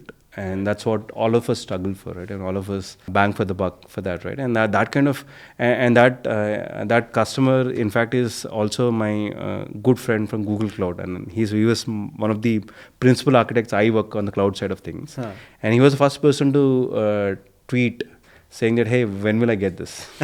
on a touchscreen display. This is digital, this 18 segment display is non touchscreen. It's like the base variant has an 18 segment display, which a joystick which can move the entire segments out. And this customer, this friend, and also one of the EV enthusiasts, he was there from the test rides time. By the way, he bought a Gen 1, Gen 2, and he also bought Gen 3 after that. Nice. And then he was asking, can I also get this 18 segment display on my scooter? And That's where the forums helped us a lot. And he was also very critical in terms of when things went haywire. Fair.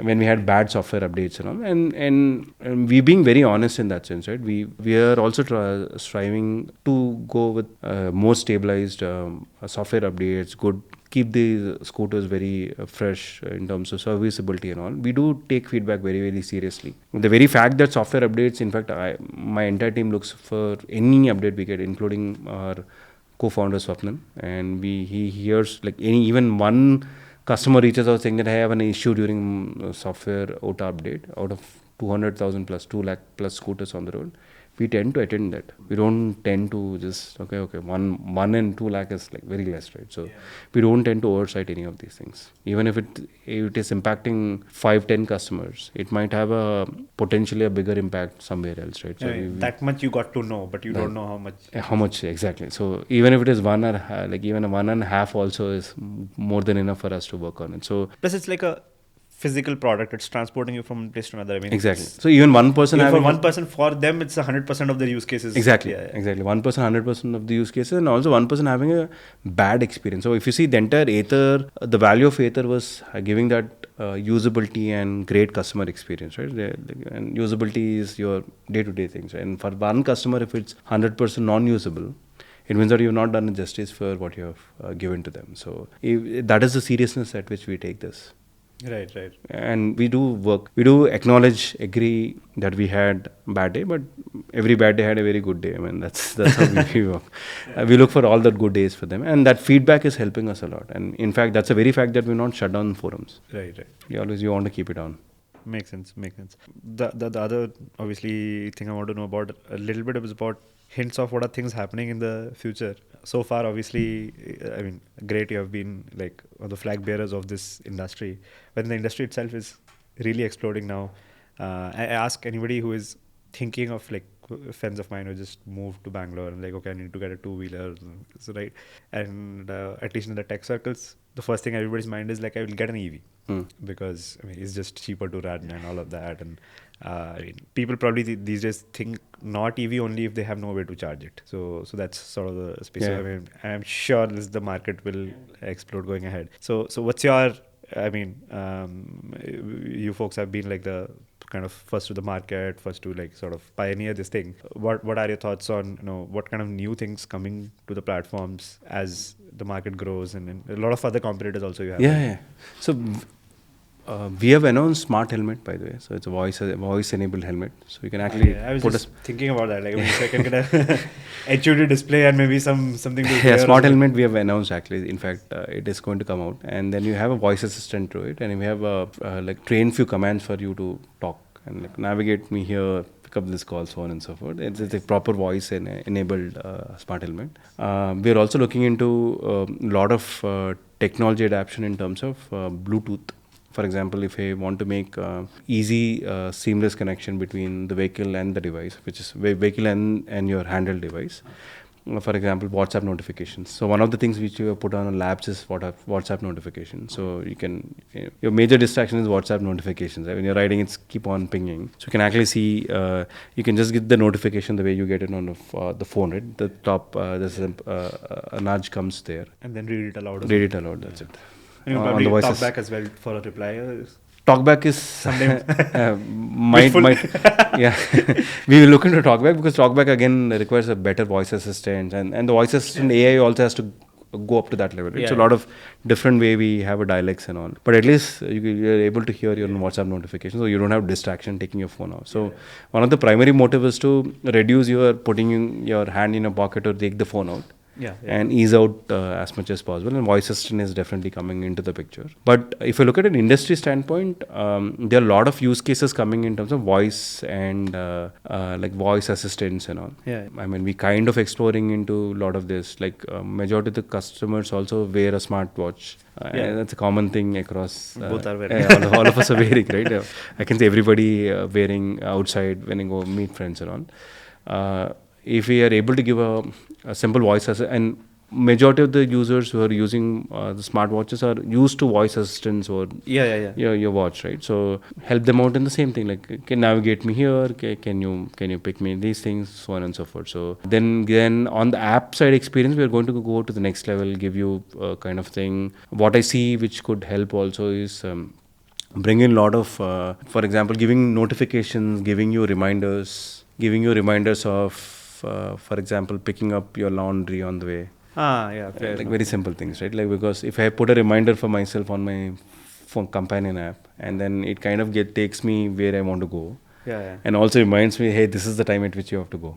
Or if you're nearby that place, it can. Nearby that place, and say, hey, geofence, hey, this is where you wanted to go. Why don't you go? So that, and a lot of use cases like that on geofencing, advanced alerts, reminders, notifications. I mean, notification is where you get a lot of distractions, right? And help you out, ease out in those things. But the industry-wise, there are two areas where the industry would go really well. One is that the more and more lot of people put connected platform, give you all of these insights on the way the app, is where usability will start improving. It means that customers will feel that, okay, this is not somebody looking into your data and making insights out of it, but somebody looking into it and giving better insights. For example, all the weekend rides can become more exciting, right? I can give you all the best places to go for breakfast.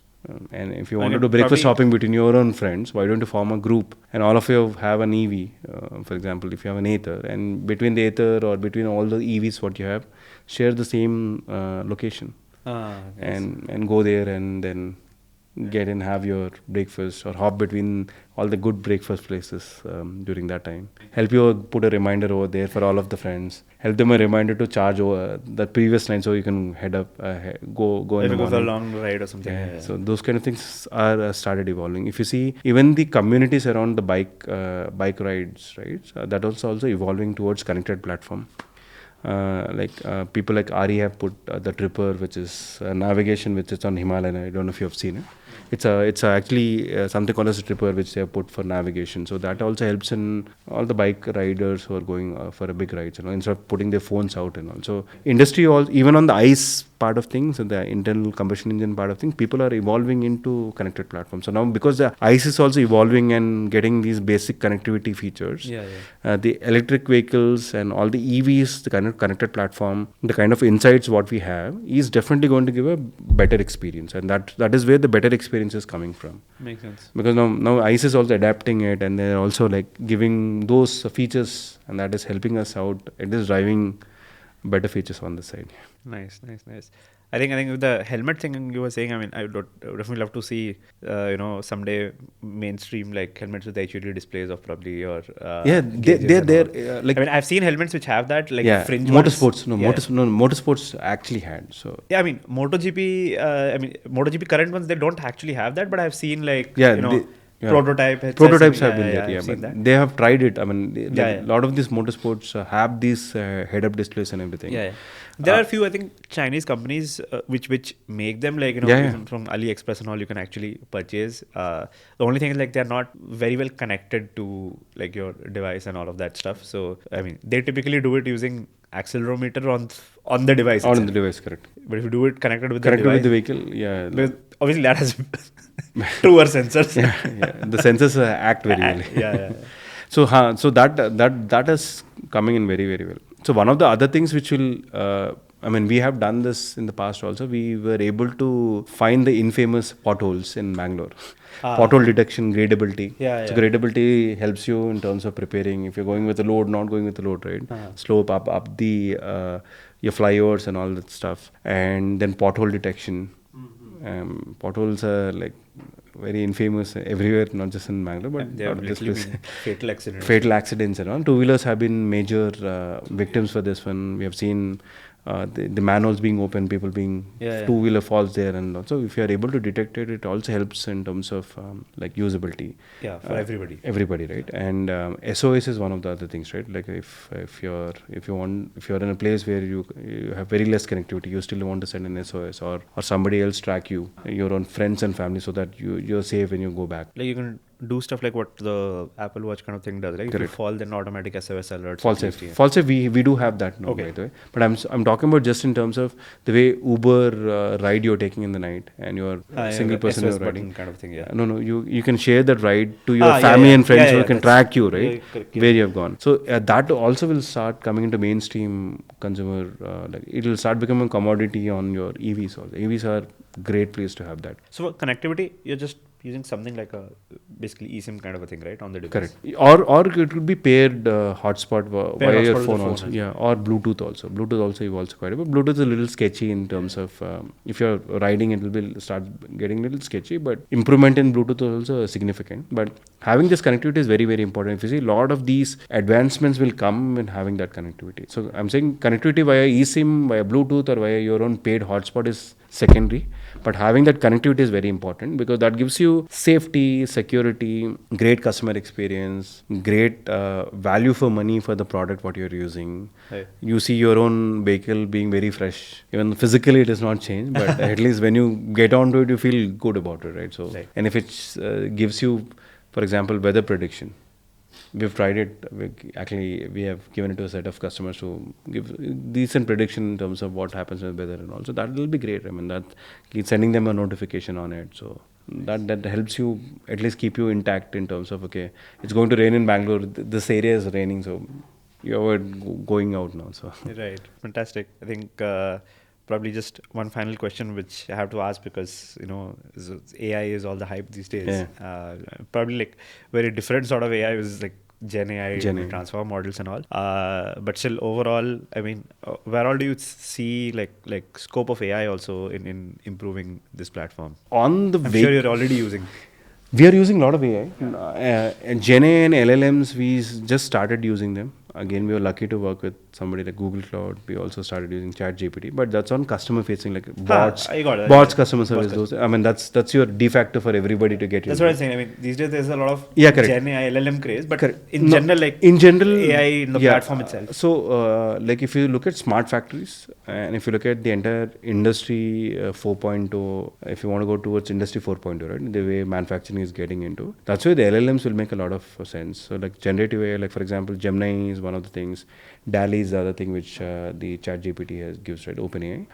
This has great image like capturing and understanding the images at a relatively great levels, right? So that helps you, for example, the way manufacturing works is that you get all the raw material or the parts to build that product or build that automotive in a different bins. Now, if you are able to detect any faults in those bins, or able to find images and correlate the images saying, hey, this is the fault image which I got from a service versus what you're putting today is kind of matching it, kind of doing a lot of these vision based fault detection, vision based serviceability. If you're in a remote place and your vehicle got broken down, and then you can still take a companion app and go through the app and then kind of thing. For example, insurance companies are doing it. Like I have seen Acco, GoDigit do it. You can do self-inspection, right? Yeah. And they can tell you, okay, how much it is damaged, what kind of claim you they can can claim. give you an approximate. Exactly. And that also comes in with like Gen AI or AI, Vision AI helps a lot. And the entire line, manufacturing line, you can look at, like for example, when people are working in a manufacturing unit in an assembly line, they're always focused on what is coming in the line and they have to quickly do it. They have a tag time of how much on a workstation the product can stop, because they have to move forward so the next product keeps coming building, right? Each of the parts will start building. And during this, if somebody puts something on the way, and because you're too much occupied and they start moving here and there, a lot of injuries, accidents happen. So we can also have cameras which look at the vision and kind of give you who's doing what, help service managers plan the day better. And do you have any plans of like driving assist kind of features? I mean, obviously it's a two-wheeler, so it's obviously a very different kind of thing from a four-wheeler. Features, yeah. But let's say, an alert, if you have like potholes, you were saying, like vision based, if you can detect one, at least an alert, but not actually braking, obviously, because it's way more dangerous way dangerous, to proactive driver assist. But at least the warning side of driver assist, those kind of things? I think that in two-wheeler is very tricky, to be honest, as braking is like. Yeah, that's what I'm saying. I'm not Alerting, saying like active interventions, but like passive alerts. So passive, I mean, there is a scope of using sensors and using the infrared Like sensors. What we have, really sensors, fast from exactly, behind parking you kind of sensors and all, like the sensors which are there, right? The sensors also have increased. I mean, they've actually decently well known. The sensors are helping in 360 views, right? The sensors actually help quite a bit. Apart from your cameras, the sensor also does a lot of this data, right? So those things definitely will come. Cameras would definitely come at certain point in time. But making decisions on the cameras is still a long way to go. Do you have like external facing cameras on the device? I'm sorry. No. Oh, okay. I mean, those can be just a good value, but I just personally feel like in a dash cam sense, in a way, right? I mean, dash cam, you can put a dash cam on both the sides. See, the thing is that, for example, these days I see on Twitter and all, like sometimes it's just very helpful to just prove the point that it wasn't your fault in something happening. That if you see majority of the bike riders, even if you're going for a bike ride, right, you'll put a helmet. Yeah, and helmet you cam, have a helmet cam, right? We can use that. I mean, there's no stopping. If you have a helmet cam and the helmet cam is capturing everything which is happening in front of you. But that's like I have to still additionally put it, but maybe the helmet you're making, maybe that can have a default one. Exactly. The helmets can evolve, right? Helmets can evolve having two visions, right? Like you have a front camera and a back camera, and then can give you all the data what you wanted, right? And speeding vehicles, I mean, but the helmet camera is having. I have seen people having both front and back cameras, right? Especially they put GoPro the on long both riders. sides, GoPro on both sides. I have seen everybody doing that nowadays, especially riding on highways. I have seen everybody put. I'm hardly seen riders who have been careless in terms of not using them. You usually mount one on the chin, one on the top, right? The top one is usually like a wide angle reverse facing, and the chin is your driver's view, and that everybody is putting off lately. So it means that in general, the riders have if you see... I mean, the enthusiast crowd, they're definitely into it already. But even the novice ones also started getting into. So I'm saying the kind of adaptability which is getting into that market is quite high. It is just that can we translate that put onto the vehicle is little tough at this point in time because of two reasons. One is that the cost of the vehicle starts increasing. Yeah, I mean, it's just me doing some wishful thinking, but I'm just, It is possible. I'm saying if you're able to put on helmet, easy to put on one in the front, one in the back, right? And like put it on, like a very keyhole cameras are coming. I can put it on the number plate also on the side, and it just works. But after getting that, now what kind of features you want to build is something starts getting a little tricky.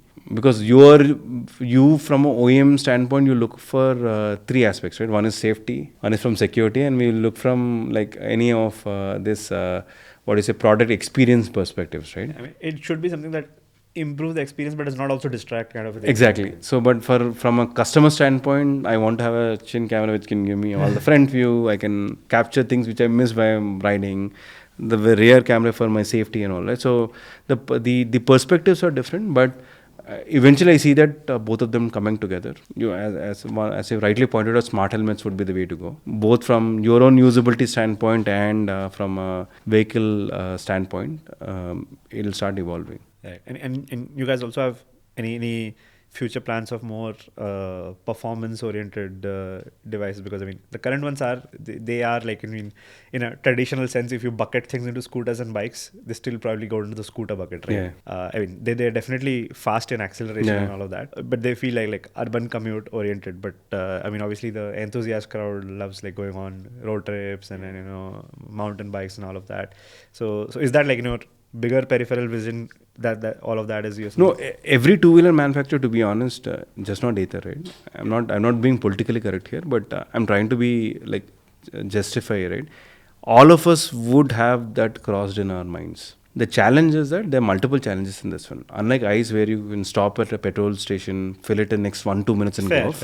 Your charging your charging stations have to improve. The kind of, just not Ather, we have pioneered in it. We are now the number one in India, 2,000 plus fast charging stations. Right? So it means that every place where you go in a urban tier 1, tier 2, even tier 3 cities, you will be able to charge your vehicle without any problem. Now, long distance riding also has an additional weight of having larger battery capacities. Correct. Now, and then if it goes beyond 250, 300 kilometers, right, one single ride, you should start loading up additional like battery packs And now you'll get into a very tough It will become heavier. conundrum of like when you want to put so much weight on your vehicle versus how much you go. But I think once charging infrastructure evolves, everybody like all the major charging providers also start coming into the charging, like all the major Like when you start having highway stops with charging. highway stops. Anyways, the government is doing, MHI was doing, like Minister of Heavy Industries, and also the Transport in Ministry and all. Yeah, they've been asking petrol pumps to start having. Yes, exactly. super All these charges. petrol pumps, IOCs, BAPSL started putting, Shell and all started putting it, right? Now the challenges on highways, if you start putting,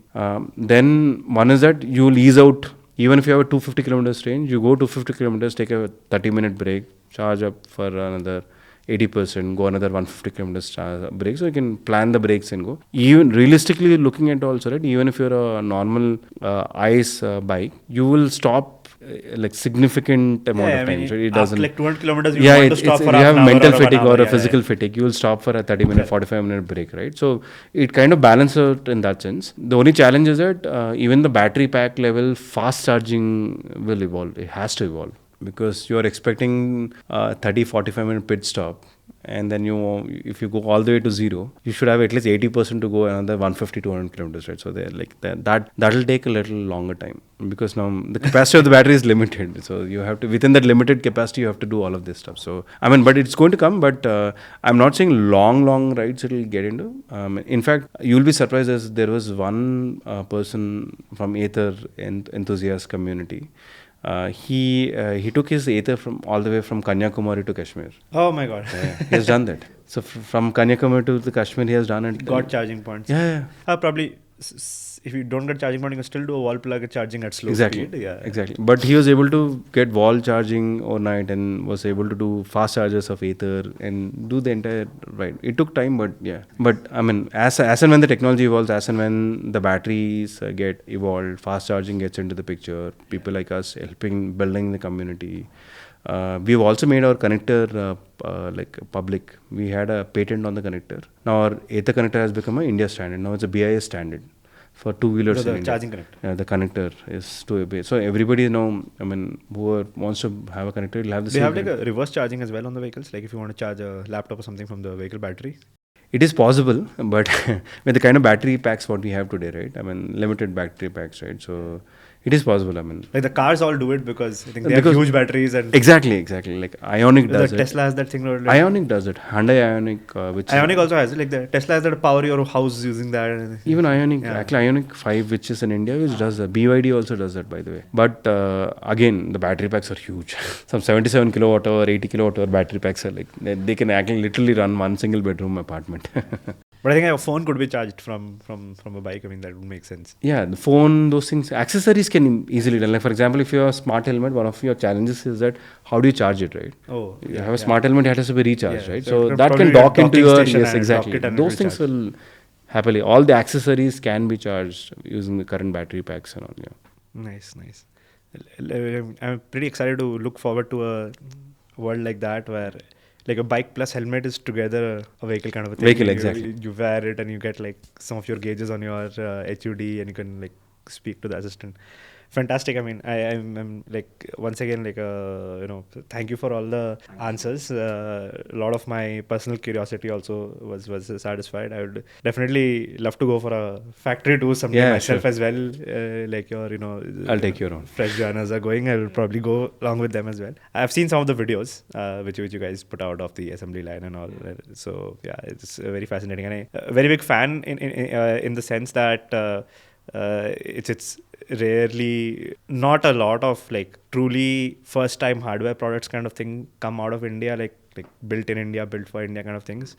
And two-wheelers being like a market which is a very native to South Asia kind of thing, right? I mean, everybody thinks about EVs in the West. They think about cars. They're not like thinking about bikes even now. The bikes is not on their radars. So this is like truly something you're building without precedent from like anybody who has already done it or something like that. So yeah, hats off to all of you folks, and Godspeed on all of these future endeavors. Yeah. Thank you so much. Thanks for having me, and really appreciate the conversation. It was very candid in that sense, and then having this kind of connect and also letting lot of these questions answered, and your blog had been pretty good, and I've watched a lot of these videos, right? So it kind of helps not just the tech community, but anybody else who owns an Ather or has an Ather now would be able to like understand what goes in, and helps a lot for us also. Thank you so much. I'll definitely share some, like, under the video description, some of your articles,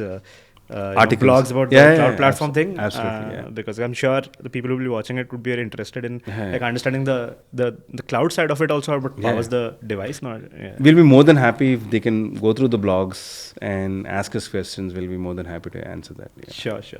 Awesome. Right. Thanks Thank you so much. being here. It's lovely talking to you. Pleasure is mine. Thank you.